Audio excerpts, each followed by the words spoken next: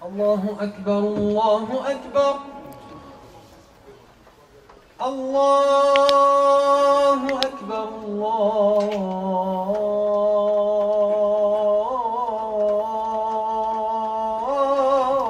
الله أكبر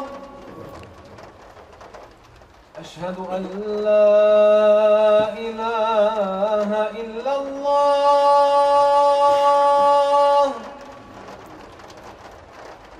أشهد أن لا إله إلا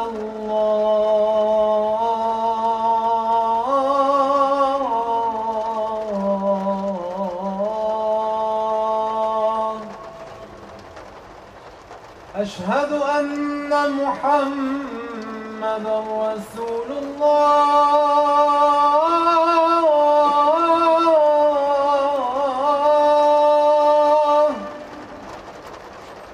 أشهد أن محمدًا رسول الله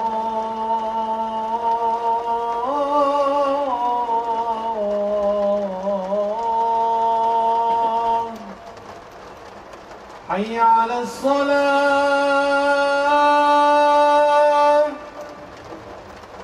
حي على الصلاة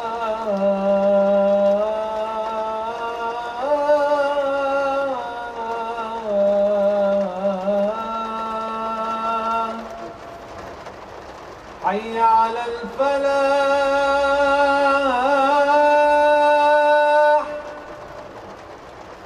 حي على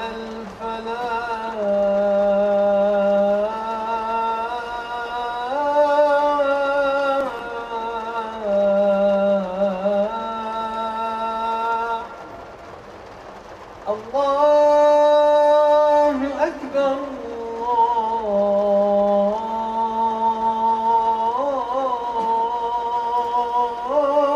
الله أكبر لا إله إلا الله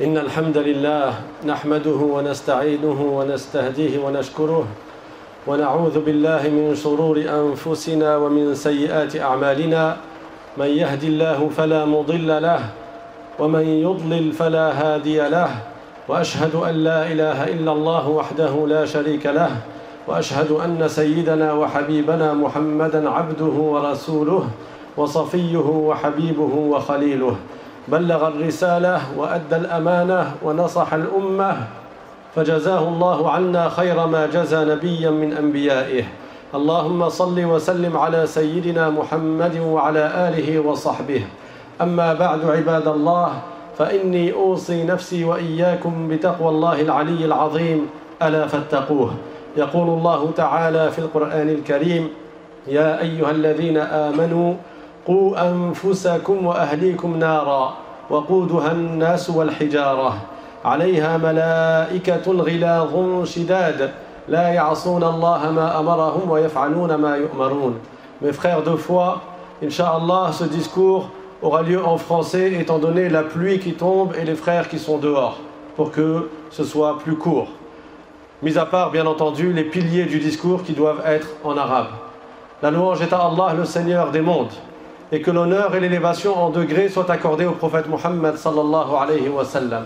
Je vous recommande ainsi qu'à moi-même de faire preuve de piété à l'égard d'Allah, et je vous rappelle la parole d'Allah Ta'ala qui a pour sens « Ô vous les croyants, préservez-vous et préservez vos familles d'un feu dont le combustible sera des hommes et des pierres. » Dans ce verset, Allah Ta'ala nous ordonne de nous préserver et de préserver notre famille du châtiment de l'enfer.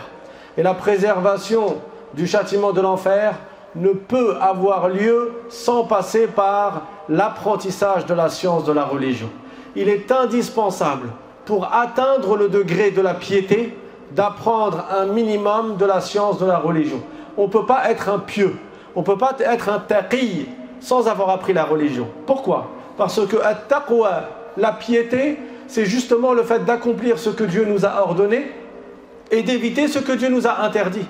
Or, parmi les plus grandes choses que Dieu nous a ordonnées, il y a d'apprendre la science de la religion. Donc celui qui n'apprend pas la science de la religion, qui n'apprend pas ce qu'on appelle al-ilm ad-daruri, la science indispensable, la science obligatoire à tout un chacun, celui-là, il aura manqué à une des obligations. Or, toutes les obligations doivent être accomplies pour pouvoir atteindre le degré de la piété.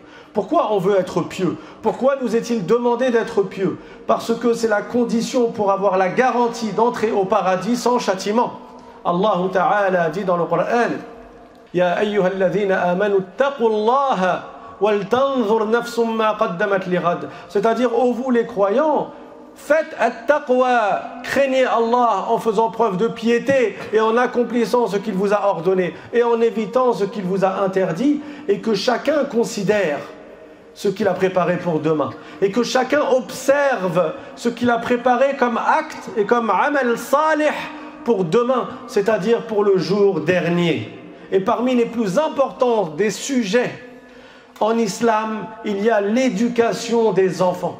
Il y a le fait d'enseigner aux enfants ce qu'on appelle at-tarbiyatul islamiyya, l'éducation conforme à ce que le prophète sallallahu alayhi wa sallam a enseigné. L'éducation qui est conforme au Coran. Le prophète sallallahu alayhi wa sallam a dit: kullukum ra'in wa kullukum mas'oulun an ra'iyatih. C'est-à-dire, chacun d'entre vous a des responsabilités. Et chacun d'entre vous devra rendre des comptes au jour dernier sur les responsabilités qu'il avait. Et quand tu as des enfants, sache que ces enfants-là ne t'appartiennent pas, ils appartiennent à Allah. Allah te les a confiés et tu as une responsabilité à leur égard. Et cette responsabilité consiste à leur donner bien sûr un toit où dormir, à leur donner une subsistance, de quoi manger, de quoi boire, à les protéger du froid en les couvrant, à les nourrir. Mais plus important que tout cela, à leur donner ce qu'on appelle l'éducation de l'âme. L'éducation de l'âme, l'éducation spirituelle, à leur apprendre à adorer Allah subhanahu wa ta'ala, à leur apprendre à avoir makarimul akhlaq, les meilleurs des comportements. C'est cela l'islam. L'islam, c'est bien entendu apprendre à adorer Allah ta'ala et à ne rien lui associer, mais apprendre également à être un individu bon dans la société, bon dans son environnement, bon dans sa famille, bon avec ses collègues, bon avec ses camarades, bon avec ses voisins. N'est-ce pas que le prophète sallallahu alayhi wa sallam a dit: Innama bu'ithtu li'utammima makarim al-akhlaq. C'est-à-dire, j'ai été envoyé pour parfaire les meilleures des qualités humaines, les meilleurs des comportements, je suis venu avec. Mais est-ce que le prophète sallallahu alayhi wa sallam nous a dit de ne pas mentir et lui il mentait? Non, le prophète ne mentait pas. Est-ce que le prophète sallallahu alayhi wa sallam nous a dit d'être honnête et lui il était malhonnête? Non, le prophète sallallahu alayhi wa sallam était connu comme étant as-sadiqul amin, le véridique, l'honnête. Et on apprend de cela que si on veut que nos enfants aient de belles qualités, si on veut que nos enfants soient véridiques, si on veut que nos enfants soient honnêtes, si on veut que nos enfants soient notre fierté et qu'ils montrent et manifestent un excellent comportement, il ne nous suffit pas de leur dire quoi faire. Mais il faut qu'on fasse devant eux ce que l'on veut qu'ils fassent. La part d'écoute de ton enfant, comparée à la part qu'il a à te suivre dans ton comportement, c'est la même proportion que la part de ta langue dans ton corps. Ta langue, elle est petite, ton corps est grand. La proportion de ta langue dans ton corps, c'est quelque chose de minuscule. Si tu dis à ton enfant de faire des choses, oui, il va peut-être t'écouter un peu. Mais par contre, quand toi tu fais, là, il va te suivre beaucoup plus. Donc tu ne te contentes pas de lui dire qu'il ne sait pas bien de mentir, et après il t'entend mentir. Tu ne te contentes pas de dire que c'est pas bien d'être vulgaire et de dire des gros mots, et après toi, devant lui, tu dis des gros mots et tu es vulgaire. Tu ne te contentes pas de lui dire que c'est important d'apprendre le Coran et toi il ne te voit jamais ouvrir le Coran. Tu ne te contentes pas de lui dire de ne pas tomber dans la médisance, de ne pas parler sur les autres en mal, et devant lui tu fais de la médisance. Il te voit parler parfois sur ton frère, ton propre frère, ou sur ton voisin, parler en mal. La meilleure façon que tu as éduqué ton enfant, c'est par tes actes. Et bien sûr, tu ajoutes à cela les beaux conseils. Tu ajoutes à cela les exhortations. Le prophète sallallahu alayhi wa sallam nous a appris qu'un enfant vertueux peut être une cause de grand bien pour toi, même après ta mort. Ce n'est pas quelque chose à prendre à la légère. Le prophète alayhi salatu wassalam a dit إذا مات ابن آدم انقطع عمله إلا من ثلاث. Quand la personne meurt, ça y est, le livre de ses actes se ferme. Mais il y a encore des actes que tu as fait dans le bas monde qui continuent à te faire gagner des hasanats même après ta mort. Et parmi 3 qu'il a cités dans ce hadith, il a dit وَوَلَدٌ صَالِحٌ يَدْعُو لَهُ. Un enfant vertueux qui te fait des invocations. Pourquoi c'est considéré comme faisant partie de tes actes? Parce que c'est par ta cause qu'il est devenu vertueux. Dans la plupart des cas, les chiens ne font pas les chats et les chats ne font pas les chiens. Dans la plupart des cas, si un enfant il tourne bien, si un enfant il grandit sur la vertu, sur la piété, sur l'attachement à venir à la mosquée, à apprendre le Coran et à réciter le Coran et à faire du dhikr, ses parents n'y sont pas pour rien. Dans 90% des cas, c'est parce que l'éducation parentale était là. Il y a des gens qui s'attachent à ce que leur enfant, il dorme à telle heure. Ou bien ils s'attachent à ce que leur enfant, il se brosse les dents tous les soirs. Et tu vois, l'enfant, il ne faillit jamais à cela. Et après, ce même parent, il dit, moi, mon enfant, je lui dis de faire la prière, mais il ne m'écoute pas. Mais est-ce que tu as mis la même fermeté? Est-ce que tu as mis la même insistance que pour d'autres choses pour lesquelles tu vois bien qu'il t'écoute? Il t'écoute pour des choses pour lesquelles tu as été insistant, pour lesquelles tu lui as montré qu'il n'y a pas à tergiverser là-dessus. Tu dois faire cela. Pour la prière, c'est pareil, et c'est même encore plus important. Pour le fait de ne pas mentir, pour le fait de ne pas tomber dans la médisance, pour le fait d'éduquer son âme dans la modestie, dans tout cela, tu dois lui donner la plus haute importance dans ton enseignement et dans le fait de ne pas accepter des travers. Et c'est ainsi que ton enfant grandira dans la piété et dans la vertu. N'est-ce pas que le prophète sallallahu alayhi wa sallam a dit « Muru awladakum bis salati wa hum abna'u sab'in » Ordonnez à vos enfants de faire la prière alors qu'ils ont l'âge de 7 ans. Tu dis à ton enfant de faire la prière dès qu'il a l'âge de 7 ans. Alors si tu commences à dire « Non, mais il est encore petit, mazal hal. Quand il aura 13-14 ans, j'y songerai. » Ou là, pourtant, il est petit pour l'instant, laisse-le s'amuser. Crois-tu qu'à l'âge de 13-14 ans, il percevra l'importance de la prière que toi-même tu as négligé à lui apprendre pendant toutes ces années? Ce que tu veux que ton enfant soit, sois-le toi-même et sois-le devant lui afin d'être un modèle pour lui, parce que tu es un modèle pour lui, que tu le veuilles ou non. Si tu fais du bien, il te verra le faire et il te suivra là-dessus. Si tu fais des aumônes toujours devant ton enfant, il grandira avec en tête le fait que c'est bien de faire des aumônes. Il grandira à ramener l'eau à la mosquée parce qu'il a vu son père ramener toujours de l'eau à la mosquée. Il grandira à faire des sadaqas parce qu'il a vu son père ne jamais lâcher les sadaqas. Mais si tu fais jamais devant lui, et un jour tu lui donnes un conseil en lui disant c'est bien de faire des aumônes, penses-tu vraiment qu'il va le faire? Alors qu'il ne t'a jamais vu le faire. Et pour les mauvaises choses, c'est pareil. S'il te voit faire des choses qui sont mauvaises, il te voit ne pas faire la prière au début du temps, il te voit faire le wudu mais sans faire les sunnas, il ne te voit jamais faire les oreilles dans le wudu parce que tu lui as dit ou tu lui as appris que ça n'était pas obligatoire. Tu crois que lui il va le faire alors que toi tu ne le fais pas? Il fera comme tu fais. Il accordera de l'importance là où il te voit accorder de l'importance. Quand tu lui dis de ne pas manger de la main gauche, et tu insistes là-dessus, parce que c'est quelque chose que tes parents t'ont inculqué, même s'il est gaucher, il finira par manger de la main droite, parce que tu as mis de l'importance là-dessus. Dans tout ce qui est bon en islam, tu mets de l'importance devant ton enfant. Et parmi cela, il y a l'excellence de comportement. La rentrée des classes approche. Les musulmans sont des soufara de leur religion. Ils sont des ambassadeurs de leur religion. Nous sommes, chacun d'entre nous est un ambassadeur de l'islam. Quand on te voit dans la rue, on ne voit pas Ahmed ou Abdul Qadir. Non, on voit un musulman, n'est-ce pas? Donc, ce que tu fais, on ne l'attribuera pas à ta propre personne, mais on l'attribuera à ta religion. On l'attribuera à tes origines, bien entendu, mais on l'attribuera également à ta religion. C'est ce qui se passe, n'est-ce pas? Donc si on agit comme le prophète nous l'a enseigné, c'est-à-dire de manière irréprochable, il sera beaucoup plus difficile de nous attribuer des choses qui sont mauvaises, des choses qui sont viles, alors que nous en sommes préservés parce que nous nous en éloignons de nous-mêmes. Donc ne donnons pas le bâton pour nous faire battre et soyons à l'image de l'enseignement du prophète Mohammed sallallahu alayhi wa sallam et montrons cette image-là à nos enfants pas seulement le jour du vendredi, pas une fois par semaine quand on lui dit qu'il faut ouvrir le Coran ou bien prendre un cours de religion, mais en l'éduquant quotidiennement, matin, midi, soir, selon les enseignements de la meilleure des créatures, le prophète Muhammad alayhi salatu wassalam. هذا واستغفر الله لي ولكم فيا فوز المستغفرين. الحمد لله رب العالمين وصلى الله وسلم على سيدنا محمد طه الأمين وعلى آله وصحبه الطيبين الطاهرين. أما بعد عباد الله فإني أوصي نفسي وإياكم بتقوى الله العلي العظيم ألا فاتقوه وخافوه.